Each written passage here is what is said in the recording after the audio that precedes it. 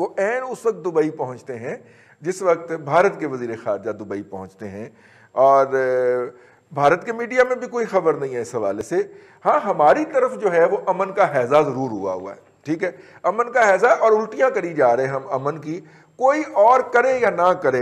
Brigadier साहब, बड़ी दुख की बात है कि जिन्होंने अमन कायम रखने के लिए लड़ना होता है ना, उन्हें सबसे ज्यादा अमन का हैजा हुआ इस वक्त पाकिस्तान में, ठीक है, और जिन्हें अमन का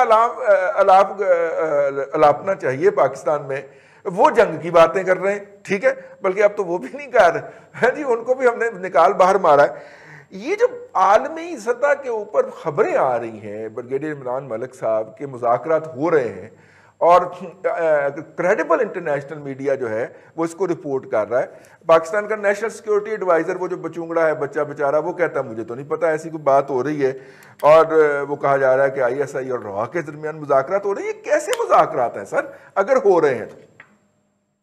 कि हिंदुस्तान ने तो आज तक कभी कोई तीसरी पार्टी की आर्बिट्रेशन या मॉडरेशन जो है उसको एक्सेप्ट ही नहीं किया।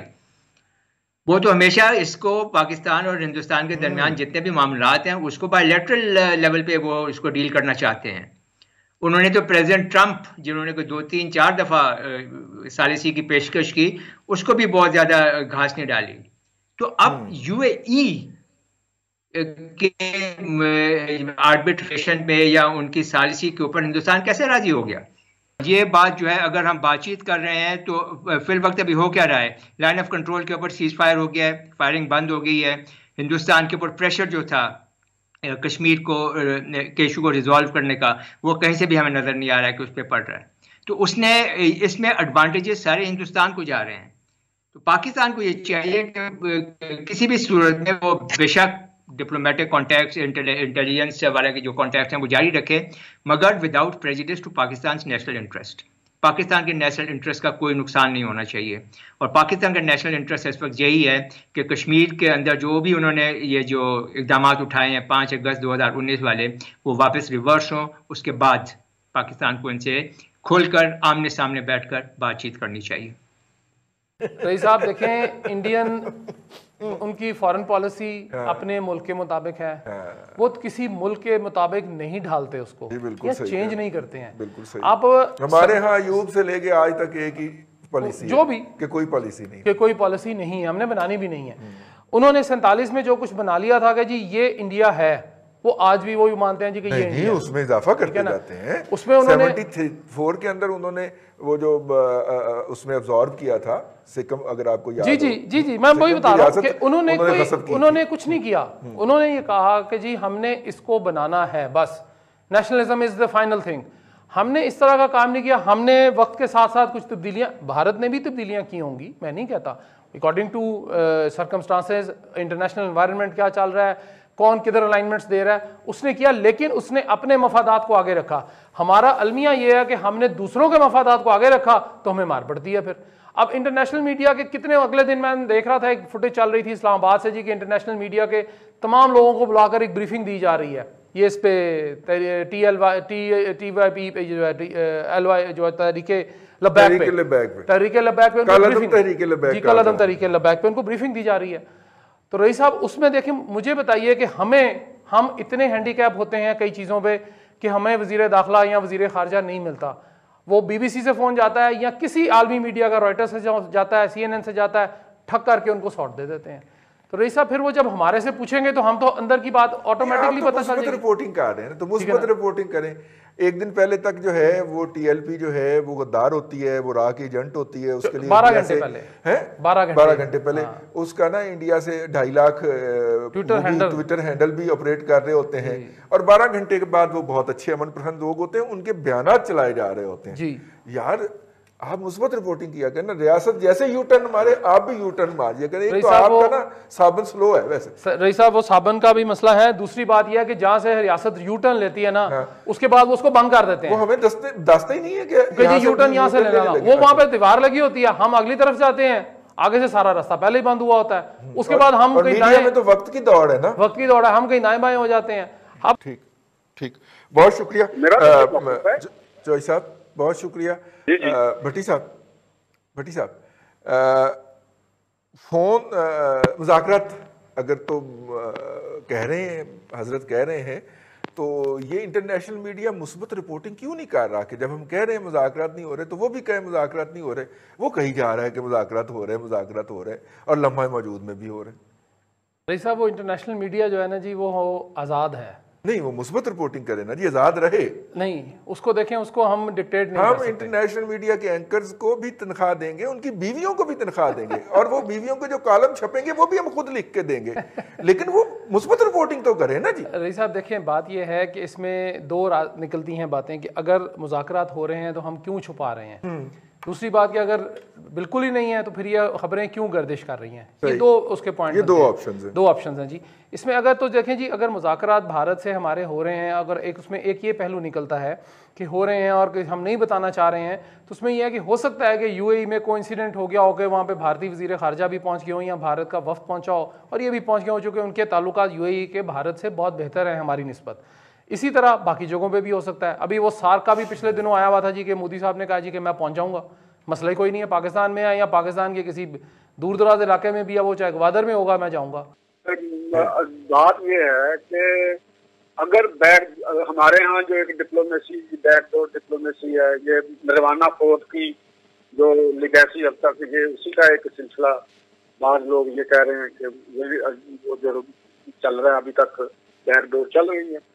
तो देखिए, बात ये है कि जो चीज बैकडोर है उसका तो किसी को कोई पता नहीं है कि बैकडोर में क्या बातचीत हो रही है, क्या मामला हो रहे हैं, किस जगह पे क्या कुछ कहा जा रहा है।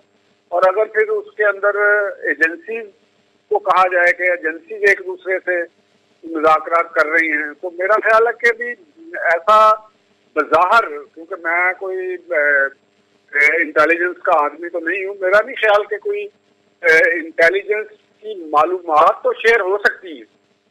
वो मुज़ाकरात पॉलिटिकल नेचर की जो एक सेटलमेंट के मामलात होते हैं उनको तो वो नहीं एड्रेस कर सकते कि जी हमने क्या करना है। वो तो, और इसी तरह अगर आर्मी फौज के दरमियान मामलात होते हैं तो वो ज्यादा से ज्यादा सीज फायर का, मोर्चों का, अपने इन मामलात पे वो डिस्कस कर सकते हैं। तो अगर हमने कोई अमन के हवाले से करनी है, सोल्यूशन के हवाले से करना है कि कश्मीर पे सोल्यूशन क्या लेना है, तो उसके लिए अगर बैकडोर ही करना है मामला सारे, तो फिर इतना ये काम करने की क्या जरूरत है। आप जो करना है कौम के सामने करें ना। कौम क्या कहती है कि आप कोई किसी के साथ कोई अमन बातचीत ना करें। कभी किसी ने कहा है? किसी सियासी जमात ने नहीं कहा, किसी ने नहीं कहा। मेरा नहीं ख्याल कि किसी ने ये कहा हो। इवन जमात इस्लामी JUI जैसी जो मजहबी ओरिएंटेशन की हामिल जमातें हैं, तो उन्होंने भी ये नहीं कहा कि आप हिंदुस्तान से मुज़ाकरात ना करें।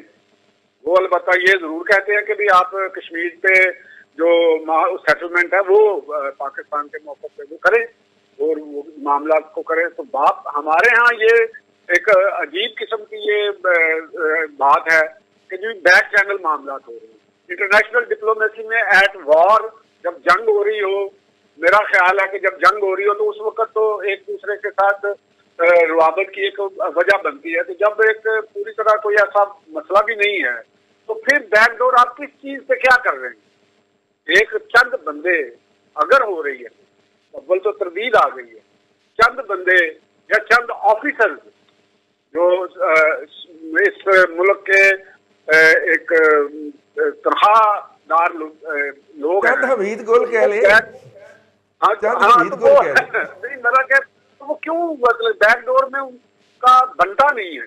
तो वो ज्यादा से ज्यादा क्या कर सकते हैं वहां पे बातचीत के लिए। तो हिंदुस्तान, मेरा नहीं ख्याल के इंडिया कोई, और वहां पे इंडिया की जो सियासी जमातें हैं, हिंदुस्तान जो है ना, वो इस किस्म के काम की कोई इजाजत देंगे। ये इंटेलिजेंस एजेंसीज के हवाले से मेरा आज भी यही मौकफ है कि वो ज्यादा से ज्यादा एक दूसरे से मालूमात शेयर कर सकते हैं, और ये मालूमात वो ऑलरेडी पहले भी एजेंसीज एक दूसरे के साथ अपने अपने सेफ साइड रख के वो मालूमात शेयर होती रहती है। तो अगर हमने इंडिया के साथ मुज़ाकरात करने हैं, किसी चीज के करने हैं, हमारे वजीर आजम साहब जो हैं वो मोदी साहब को टेलीफोन कर करके थक गए तो उसने टेलीफोन ही नहीं उठाया। हालांकि हमारे वजीर आजम साहब इंटरनेशनल बकौल कुछ लोगों के वो हीरो भी हैं और उन्हें अब वाज और खुतबे देने का भी बहुत ज्यादा अब शौक है। तो उन्होंने ये कदर डाली कि भी उन्होंने उनको लिफ्ट ही नहीं कराई। उन्होंने तुम कौन है भी, ठीक है ना जी। उन्होंने तो कोई मुज़ाकरा, तो मोदी ने तो उनका फोन भी नहीं सुनना पसंद किया। ठीक है, हमारे खूबसूरत और हैंडसम वजीर आजम के इस किस्म की जो सिचुएशन है वो तो कम से कम आप रजी साहब आपके लिए ना हो, लेकिन मुझे तो ये बड़ा गुस्सा चढ़ता है इंडिया पे। उनकी ऐसी की तैसी कि वो हमारे इतने खूबसूरत वजीर आजम का वो फोन ना सुने। हाँ, अगर इतने मेरे सामने हो तो मैं यकीनन कुछ कर लूँ या अपने आप के साथ कर लूँ। हाँ, ये तो ज्यादती वाली बात बाकी रह गया, हाँ बाकी रह गया वजीर खारजा। तो वो तो उनके पास तो यही हम तो कहेंगे कि वो दुआ करे थी ना, उनके पल्ले कुछ है ना लेनी ना कुछ देनी, स्वाय उन पे टिकटों के पैसे खर्च करने के इस कोरोना के दौर में कौम के पैसे जाया कर रहे हैं। तो कभी वो जहाज में बैठ के सूट पहन के कभी उधर जा रहे हैं, कभी उधर जा रहे हैं। उन्होंने करना क्या है? उनकी कोई हैसियत है? तो वो जो मईद यूसुफ साहब है, तो उनका क्या यहाँ पे स्टेक है? वो तो अपनी पोटली उठाएंगे तो वो वापस अमेरिका चले जाएंगे। उनका क्या है? वो तो मशीर है, वो तनख्वाह ले रहे हैं, उल्टा सीधा मशवरा दे देंगे। ये जो काम करना है, हम ये नहीं कह रहे। अगर हमारे IFPR ने कहा है कि कोई ऐसी बात नहीं, तो ऑफिशियली बिल्कुल वही मानी जाएगी कि नहीं हो रहे। तो लेकिन वही बात मैं ये करूंगा कि मुज़ाकरा जो भी होने चाहिए वो ओपन होने चाहिए। इसमें क्या डर वाली बात है? इसमें खुफिया रखने वाली कोई बात है? बिल्कुल ठीक। किसी मुल्क के साथ अगर हमने कोई मुज़ाकरात करने हैं वो ओपन करें। पाकिस्तान के कौन सी सियासी जमात है वो जो मुखालफत करेगी या क्या दबाव है? बिल्कुल ठीक।